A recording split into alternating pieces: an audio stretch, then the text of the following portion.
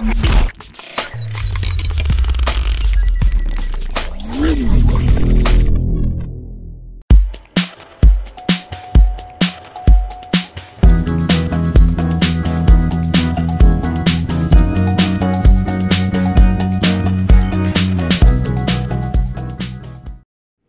c'est John, on se retrouve aujourd'hui pour la vidéo test du Samsung A51. Donc c'est le SMA 515F, le modèle que je teste, le modèle français.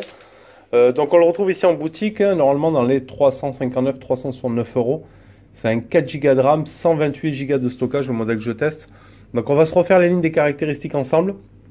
On l'avait vu un petit peu brièvement lors du déballage. Donc un téléphone qui nous propose un écran de 6,5 pouces en Super AMOLED. Ce sera du 1080 par 2340 en Full HD+, en format 19,5 neuvième. Ensuite en processeur, il dispose d'un Exynos, c'est le 8611 en 2,3 GHz. C'est le même en fait a priori qu'on retrouve sur le M30S et M50S.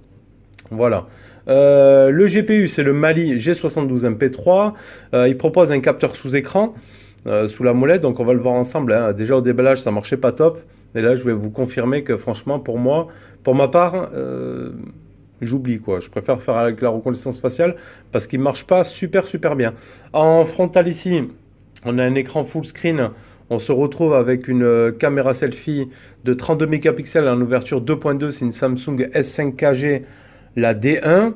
Alors, ensuite, on aura une USB-C. Ici, pardon, on aura le port jack, micro haut-parleur. Sur la gauche, tiroir SIM qu'on a vu au déballage, le micro d'ambiance ici sur le haut, petite couleur bleue assez sympa, on aime, on n'aime pas, avec un design qu'on retrouve, voilà, le même design à peu près que sur le A50S, voilà, à part le module photo qui change ici, et que sur la face avant, au lieu d'avoir la goutte d'eau, on se retrouve avec le trou sous écran qu'on ne voit même plus avec le fond d'écran que j'ai mis, voilà. Ça c'est pour la partie design.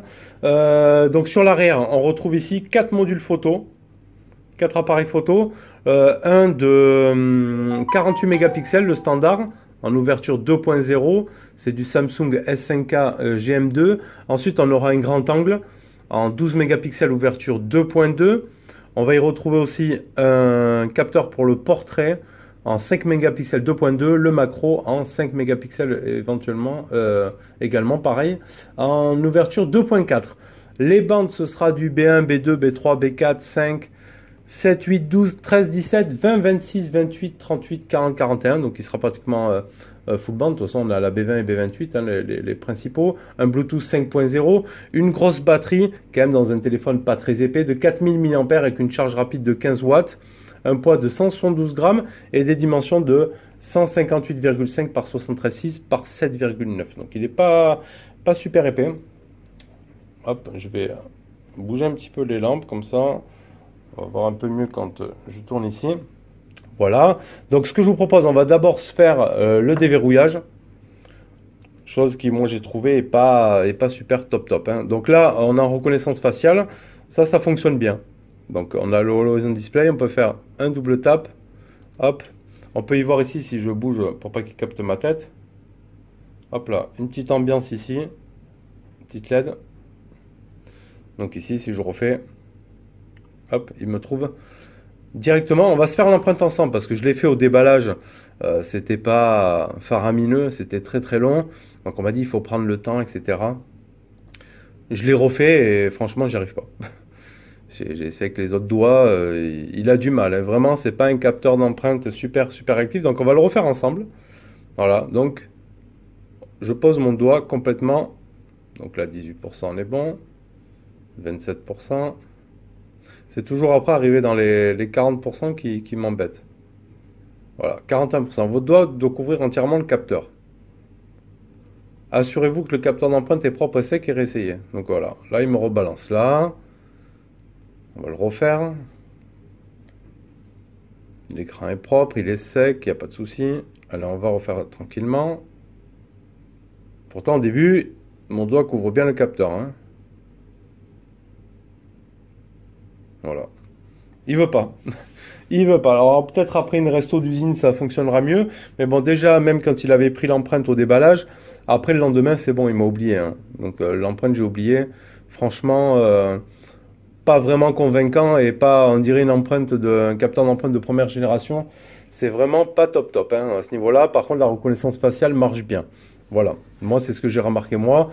J'ai eu des retours aussi pas très positifs hein, sur ces modèles-là, sur le A51, même le A71, donc à voir. On verra après le reste en cours de test. Donc ensuite, en ce qui concerne notre écran, on n'aura pas de LED de notification. Voilà, après tout se passera avec le Always On Display. On a la possibilité de mettre une animation de notification, mais elle aussi, elle fonctionne pas. Ça marche pas. J'ai beau recevoir des notifs, ça fait pas le truc. Donc ça ne fonctionne pas plus que ça. On va aller voir dans l'affichage qu'il propose. J'ai pas trouvé non plus la possibilité de régler la définition de l'écran, comme on peut retrouver par exemple même sur mon vieux S7 Edge ou autre. Là, j'ai pas vu. Donc, filtre de lumière bleue, on a le mode sombre. Donc ça, bonne nouvelle. Donc là, vous pourrez bien voir le trou dans l'écran avec le capteur photo. Hein. Donc, mode sombre, c'est quand même plus agréable. On a un mode d'écran, on aura du vif ou du naturel avec la balance des blancs, etc. On a les paramètres avancés, donc ça c'est bon. La taille ici de police, le zoom d'écran, application plein écran, la veille, l'écran d'accueil, mode simplifié, l'écran latéral, la barre de navigation. Moi j'ai remis les boutons parce que justement aussi avec la gesture je le trouve pas fluide, encore moins fluide. Déjà que je vous dirais, bon voilà, en cours de test que je le trouve vraiment pas fluide. Avec les 4 Go de RAM, déjà je trouve que c'est pas assez. Certes, le processeur est pas vieux, etc. Mais je le trouve franchement pas fluide à l'utilisation. J'ai l'habitude d'utiliser des téléphones sans, voilà, même à haut de gamme ou pas haut de gamme, machin. Là, dans ces catégories de prix, je le trouve pas fluide. Donc j'ai remis les boutons de navigation, tout simplement. Sensibilité tactile, etc. L'écran de veille, langue saisie, Always On Display. Donc ça c'est bon. Pour l'écran, on peut se faire juste un petit display tester hein, pour voir un petit peu ce que ça donne en full screen. Hop. Voilà. Bon donc il y a les boutons là qui sont là. Il faudra les virer. Après l'écran est beau, le téléphone est beau hein, en lui-même. Franchement, bon, enfin, pour ma part, je le trouve sympa. On dirait un petit Galaxy Note 10. Note 10 Lite, hein.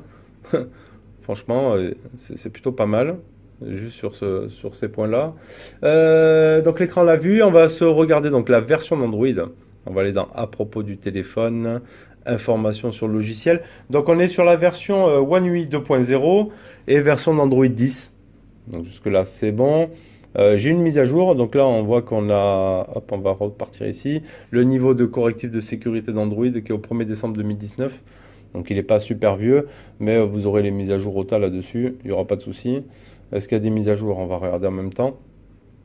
Ah, ce serait bien une petite mise à jour qui corrige ce capteur. Ah ben, mise à jour, la sécurité de votre appareil est améliorée, la stabilisation de l'appareil photo est améliorée, des améliorations de l'appareil photo, des nouvelles fonctionnalités, d'autres améliorations de performance accrue.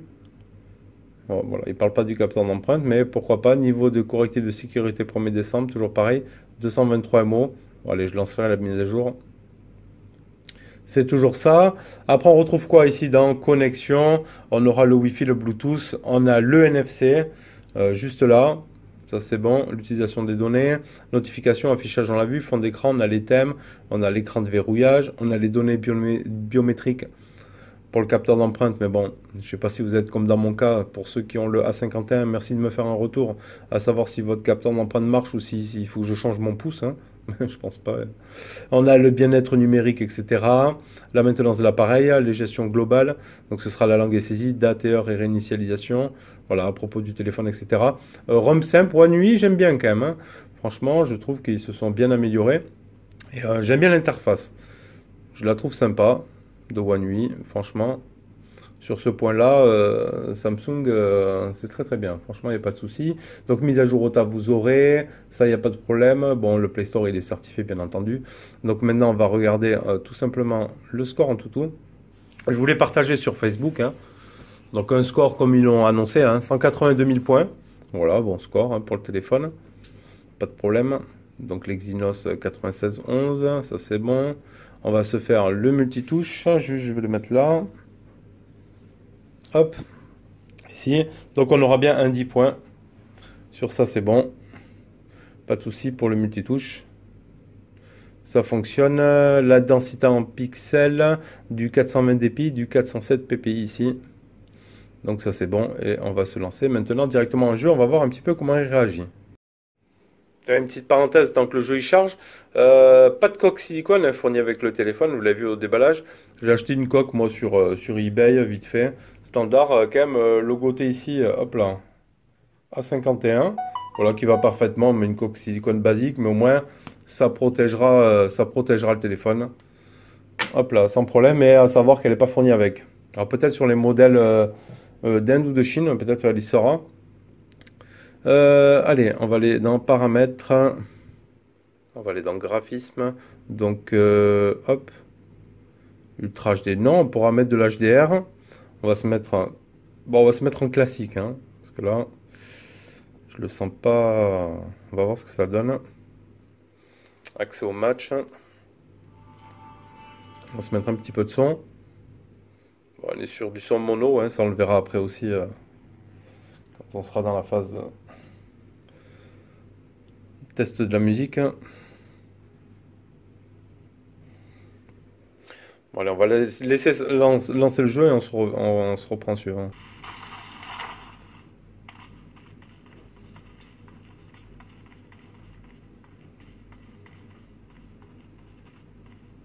Non, pas ça. Saute. Hop, merci.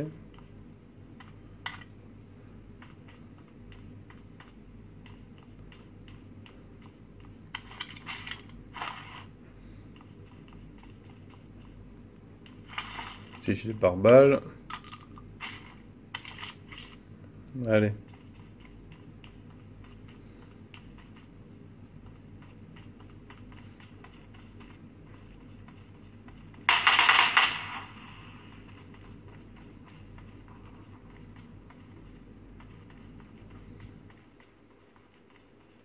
Ouais, bon, ça se joue, hein. Après, il n'y a pas trop d'action pour l'instant là.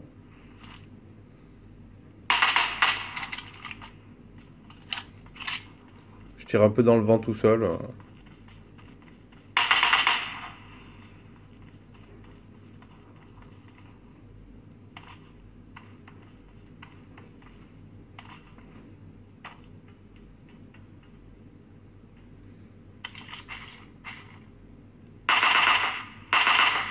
Bon, écoutez, ça joue, hein. Pour moi, il n'y a pas de problème. Après, il faudra voir, hein. Comme je l'ai dit, dans la durée, après, c'est pas méga fluide, hein. Ça manquera de la fluidité, ça c'est sûr. Mais vous aurez la capacité d'y jouer au moins. Il n'y aura pas de problème avec ça. Allez, la partie photo, donc point important sur ce téléphone, on l'avait vu au déballage.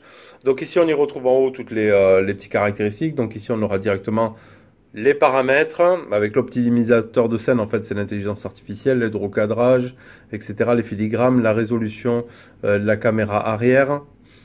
Voilà, donc sur du Full HD, du plein écran, du 16:9, vidéo haute performance. La stabilisation vidéo, c'est pour corriger le tremblant. Bon, je l'ai essayé. On a l'HDR, etc., les grilles, le filigrane. Et tout ça, ça c'est plutôt pas mal. Ici, on aura le flash directement, le on-off pour le retardateur. Ici, on choisit directement, donc soit full screen pour la partie photo. Bon, c'est vrai que ça rend joli, hein, full screen comme ça. Il n'y a pas de problème. Hein. Ou alors 16:9 ici. On aura ici des petits effets. Hein. Je me suis amusé également à faire aussi lors du test. Par exemple, le noir et blanc. Moi, j'aime bien en fait les photos en noir et blanc. C'est franchement sympa. Là, qu'on va s'en faire une ici en direct. Donc ici, c'est les petits effets. On va se remettre en normal. Voilà. Ici sur le bas, on va y retrouver nos petits arbres. Hein. Donc 2 pour le normal et 3, ça va être le grand angle. Donc ici, je me remets ici en normal, vous allez voir la différence. Donc ici, on arrive à cadrer ça.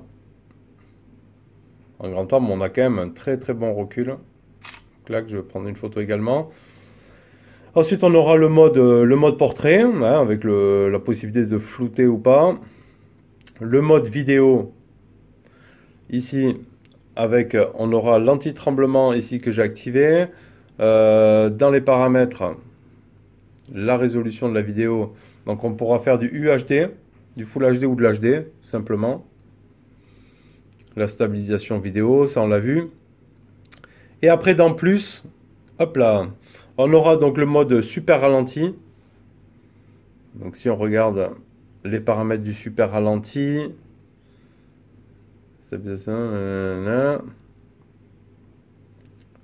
on pourra faire également du Full HD, etc. Bon, on n'a pas le nombre de ralentis. Ensuite, on repart dans plus le panorama, le macro, la nourriture, le mode ralenti et l'hyperlapse. Et le mode nuit également, hein, bien évidemment. Le macro, on va se laisser de suite ici. On va prendre le petit bonhomme. Donc il faudra se mettre à 3 ou 4 cm. C'est un petit peu loin quand même. Hein. Parce que là, si je rapproche ici, là ça fera rien. Il faudra se mettre au moins ici. Voilà, pour ceux qui aiment la macro, moi j'aime bien, hein, franchement. Voilà, hein, ben, j'aime bien faire des photos de près, voilà, pour les petits insectes, les machins, c'est plutôt sympa.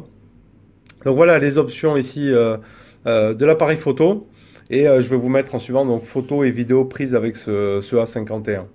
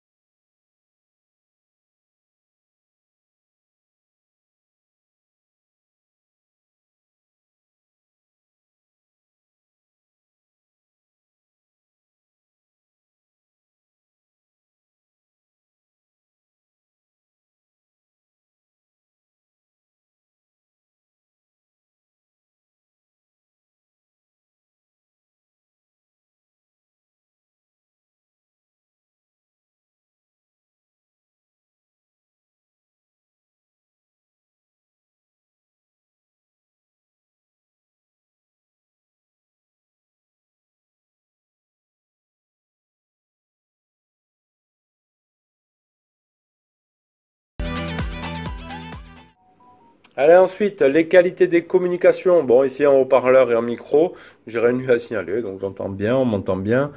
Sur cette partie-là, pas de problème. On va recevoir la musique, donc on n'est que sur du son mono, hein, on n'aura pas de stéréo. Hop, autorisé. Donc on va aller voir la musique que j'ai ici.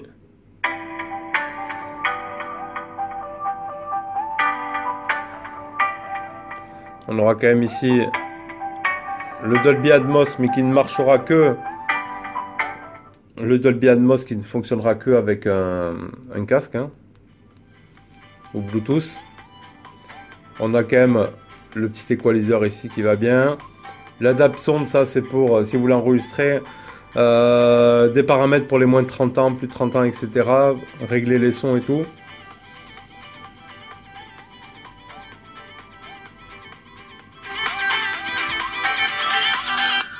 Ça manque de basse.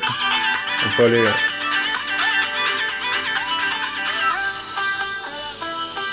se mettre en rock. Et on va changer même.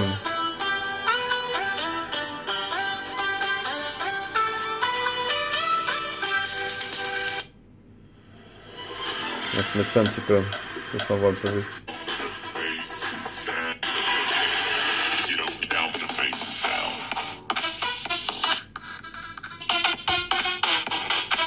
Là je suis à fond.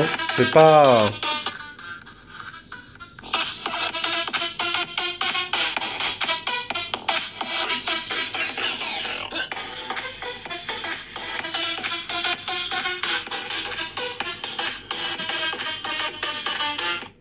Ça manque de basse, hein. Franchement le son il est pas méga puissant, hein. C'est un petit peu léger quand même, hein. Vous avez pu l'entendre. On va aller voir dans vidéo. Il ne m'a pas mis la vidéo ici.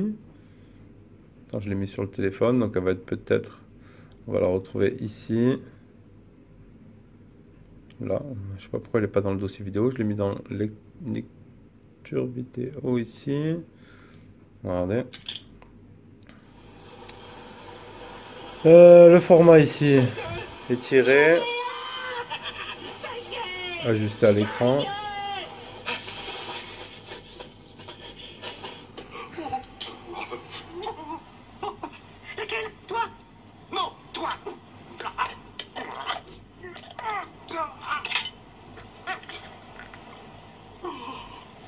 Dans un moment clair et tout.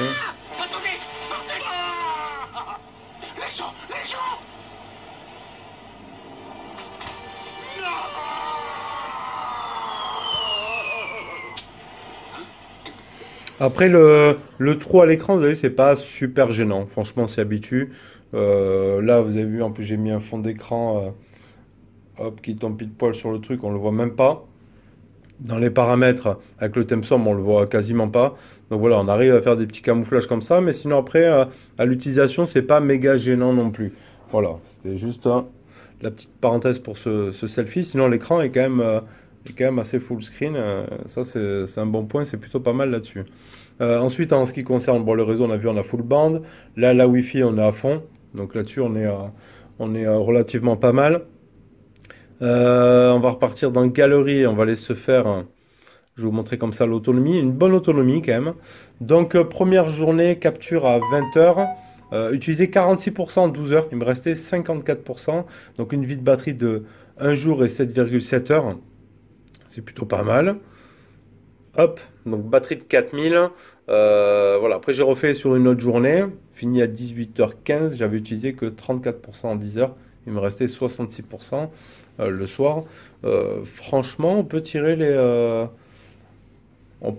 2 jours avec, hein, de ces 4000 mAh. Après, ça dépend comment on l'utilise. C'est toujours pareil. Mais on a la possibilité à prendre la charge rapide en 15 watts dessus. Donc ça, c'est plutôt pas mal d'avoir la charge rapide. Même si moi, perso, je ne l'utilise pas. Franchement, je n'utilise pas la charge rapide, hein. J'ai un chargeur juste 2 ampères. Tranquille, je charge la nuit. Voilà, je ne leur mets pas de bastos aux batteries. Donc voilà. Bon, sinon, un petit résumé de ce A51. J'étais assez excité à l'idée de pouvoir le faire. Déjà, d'une part, bon, parce qu'au début, on le voit qu'en photo, hein. Super beau, moi, je trouvais sympa. Le module photo, il dépasse pas trop, hein, en fait, hein. Il n'est pas super, super débordant ici. Et de plus, après, une fois qu'on met la coque silicone, c'est réglé. Pof, ça gêne plus, franchement. Donc d'une part, j'ai trouvé son design sympa, très joli, ressemblant à un petit Note 10 Lite avec l'écran perforé au milieu, un full screen assez beau, voilà, et l'écran super AMOLED, le capteur d'empreinte, etc. Voilà, après quand j'ai commencé à l'utiliser, franchement, dès le premier jour, j'ai trouvé une latence. Je l'ai trouvé lent. Voilà, est-ce que avec 6 Go de RAM, ce serait pas mieux? Après, le A71, je crois, il est en Qualcomm, donc là, il y aura, à mon avis, moins de problèmes. Mais là, celui-ci, franchement, pour le prix, je l'ai trouvé lent. J'ai trouvé des latences, pas fluides, etc. Pour dire, hein, j'ai remis la barre de navigation parce que j'ai trouvé qu'avec les gestes, c'était pas ça, quoi. Alors que c'est très rare que j'utilise, franchement, la barre de navigation. Donc, je l'ai trouvé super lent. Le capteur d'empreinte, pour moi, c'est pas terrible du tout. franchement. Donc je l'ai refait là avec vous en direct, je l'avais fait au déballage, je l'ai refait même entre temps, tout ça, donc non. Reconnaissance faciale, oui, mais le capteur d'empreinte, pour moi, il n'est pas au point, franchement, voilà. Je trouve que c'est un téléphone quand même un petit peu cher pour ce que ça propose. Il y en a plein qui demandent alors est-ce que ça vaut le coup de partir du A50S pour le A51, tout ça. C'est vrai qu'après en termes de design, voilà, il y a de l'évolution. Il y a l'évolution design, on a 4 modules photo, maintenant on a de la macro, etc. L'écran est plus sympa, c'est sûr, il est plus optimisé, etc. etc. Maintenant, est-ce que c'est mieux? Je sais pas. Honnêtement, voilà, c'est vrai que si on l'achète là dans le commerce, 369 euros, c'est cher quand même pour ce que c'est. On trouve mieux, on trouve plus fluide et mieux avec tout qui fonctionne bien, même que ce soit le capteur d'empreinte ou autre. Donc voilà, donc je l'ai trouvé pas fluide. Alors est-ce que c'est dû au 4 Go de RAM? Je sais pas. Capteur d'empreinte pour moi c'est niette, c'est pas terrible. Bon, les dos en plastique, etc., qui sont pas en verre, c'est sûr, c'est pour réduire les coûts. Donc voilà, on n'est pas sur des séries de Samsung S, hein, on est sur les séries A. Donc bon, ça, on peut laisser passer. Sinon, en plus, je l'ai trouvé beau, voilà, moderne, l'écran AMOLED, les photos qui sont correctes, etc. Je sais pas ce que vous en avez pensé là dans le test des photos. Voilà, vous pouvez nous dire aussi en commentaire. Mais voilà, un petit peu mitigé, c'est pas un téléphone super, je trouve super intéressant pour son prix, pour ma part. Hein. À vous de nous faire aussi vos petits retours, mais j'en vois déjà pas mal à vendre, même sur notre groupe de vente là. J'ai déjà vu là un A71 en vente. Ça veut dire peut-être que c'est pas ce que la personne attendait. Donc faites-nous vos retours en commentaire. Et moi je vous dis à bientôt pour une prochaine vidéo. Tchuss.